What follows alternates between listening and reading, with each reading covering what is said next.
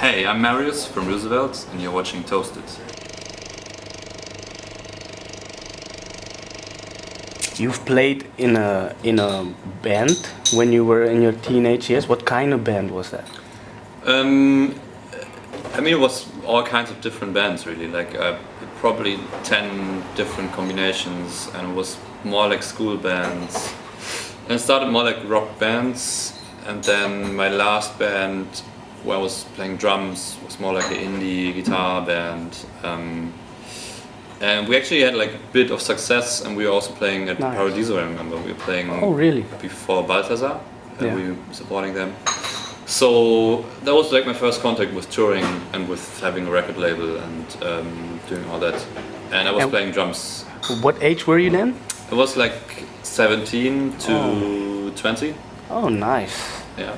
Nice. So I was quite young and already like, experiencing that like tour life and being on a record label and all that. But after like we took a break with the band, and it just made sense for me to try it on my own, and that's how I started. Producing my own tracks. Producing your own tracks, okay. So you now for your album produced 12 tracks. Mm-hmm. Is it enough to fit on vinyl? And are you gonna release on vinyl? We actually had to put one track down. Oh. To fit it on vinyl. Yeah. Like it was actually 13 tracks. Okay. And now it's just 12 because of the vinyl. Which answers your question? Yeah, it's gonna be out. It's gonna be out for the release date. Like for the release date. So I think everyone's working really hard to make it work, like to be on time. But we're gonna have vinyl, full like LP vinyl for the release. Yeah. And where can people get the vinyl?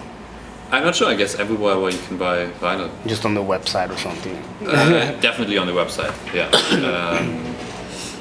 Definitely on the website or Amazon or whatever. And I hope at local record shops, because that's the way how you should buy your records. Buy your records, yes. True. So there was one track. I also read that it was your first track that you released by yourself. C. Yeah. I saw yesterday that it was almost 2 million listens on Spotify. Yeah. What goes through your mind when you see those kind of numbers? I mean, a lot of people ask me if it's pressure, if I see that. But like, to be honest, for me, it's really just an excitement. Like it really just gets me excited, especially when you're in a studio for 1.5 years and you just like doing like every day like small decisions on which snare you use and which track, like all these decisions that you have in the studio. And for me, it's just really exciting to know that people will actually listen to what I'm doing. You know, it motivates you in the studio that you are aware that people are waiting for the album. So for me, it doesn't feel like pressure. I mean, the pressure that I feel really just comes from myself, because I'm quite perfectionist about the tracks, and I produce like every detail. But I don't really feel pressure from the outside. It just really makes me exciting. Yeah, because you're saying that you're really perfectionist about it. I read that you completed this album in 2 years.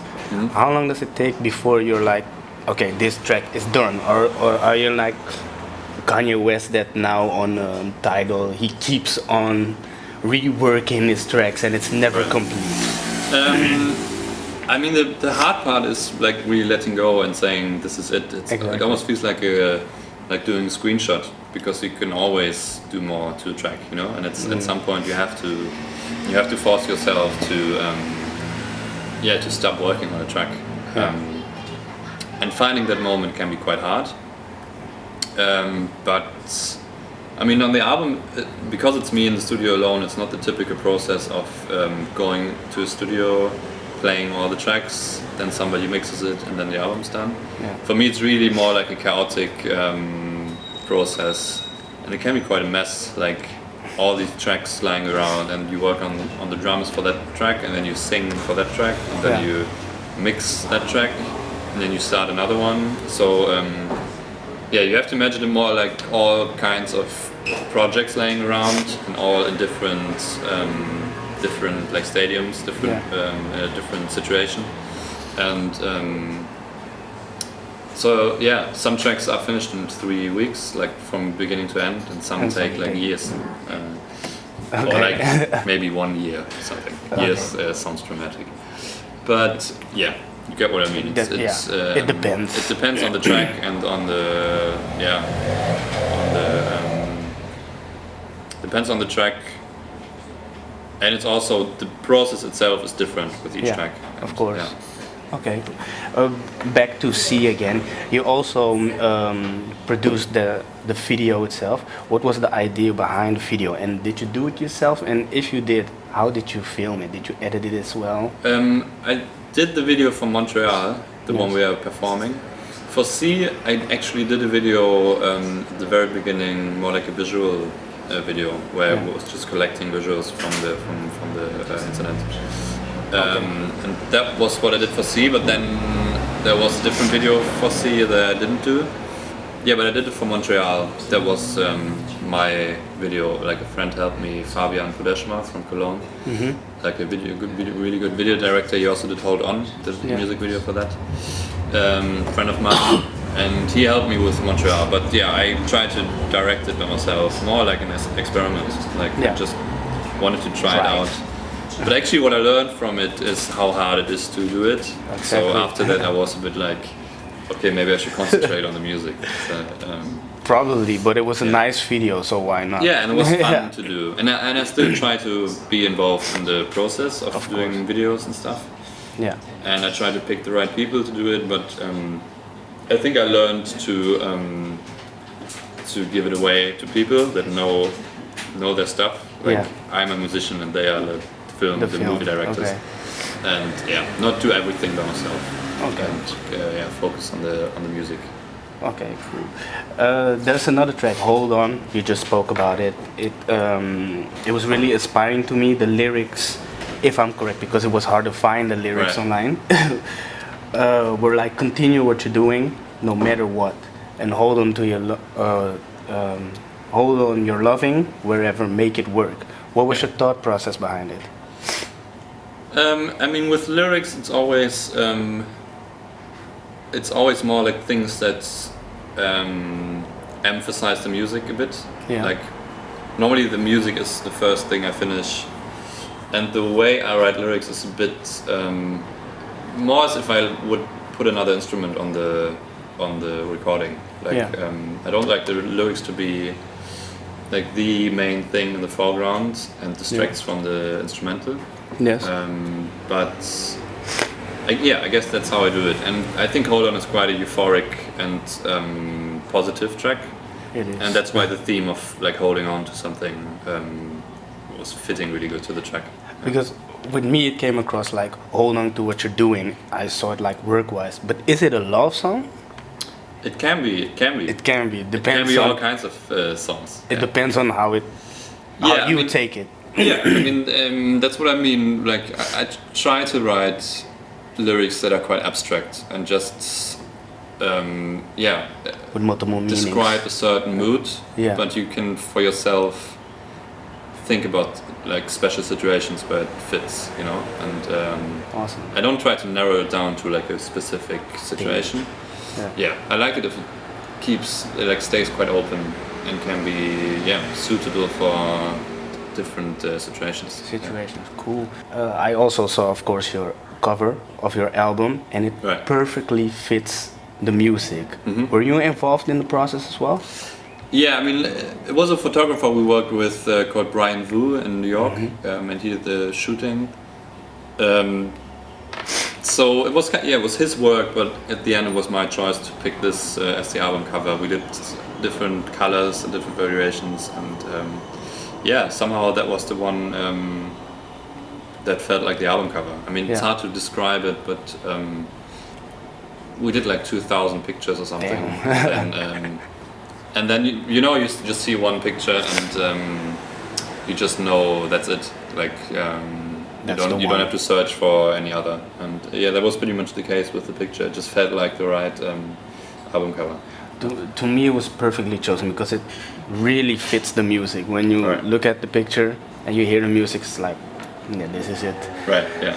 I mean, what I tried to do it is because all my old visuals were more like random visual content of I don't know, just like a desert or on Hold On I had this like liquid stuff, like this liquid gas which is forming like an oil painting, and that was all fitting and that was all like for that moment it was all great, but I wanted to make it a bit more personal on this on the album, so that's why the picture of me is on the record, because it's self-titled as well, and you it comes all to it. I wanted to make it like a personal statement, and it felt like the right thing to do. Okay, cool. I also saw on your Instagram a photo of a setup. I think it was a studio setup with like a little mini board computer, a guitar, the computer, and a big beamer. Is that your setup? No, that's just my apartment. That's your apartment. I have like a small setup there with like a MIDI keyboard. Yeah. But that was just for the picture. Like that was. That's not where you work. I work on demos there. Yeah. Like I have a basic like home recording setup in my flat. Yeah. Like a microphone and a MIDI keyboard and a laptop. Yeah, but I have my own studio. Cool. Also. Well, that was just for the picture because it looked cool. With the beamer, It looked really cool. I don't have a beamer in my studio, just a boring flat screen. It's okay, you just do the basics there and then you just go to the studio to finish it up. Yeah, it's something like this, Often like I start a idea, often also on the road on my laptop, and then afterwards I go in the studio to work on it. Cool. Do you play everything on your record? There are some songs where friends of mine played something, but I guess for 95% something I play all the parts. Yeah, I mean I think that's if there's a concept for this album, then that I wanted to do everything by myself. I think for the second album, I might look for like a producer, maybe even, or for like ask people if they come to the studio and play something. Yeah. But for this album, it was just really important to me to just try out how it would sound if I do everything by myself, especially coming from bands and just playing one instrument on a track. The fun thing for me right now is just to try every instrument and play everything. Yeah. That's really awesome, man. So what holds the near future for you? I'm really excited about the shows in like post album release, October, November, December. We will tour a lot. We will be probably back in Amsterdam in November. Yeah. I just heard Lowlands. Yeah, we play Lowlands on the day of the release. Okay. So our release party will be at Lowlands. Yeah. But I'm really excited for these shows when people have listened to the album already. And they know the tracks. And then we play for them, and they know like every track that we play. Exactly. Because until now we played a lot of new things always, also to try stuff out, and and then for the first time, like end of this year, it will be like people really know the tracks and can sing along, and that will be quite special for us. I guess it's quite normal for other bands because they already release an album and then they go on tour. Yeah. But I was like touring for 4 years almost without an album, so for me it's quite special to see how the crowd reacts for that moment, to play a set where they know like all the tracks that you play.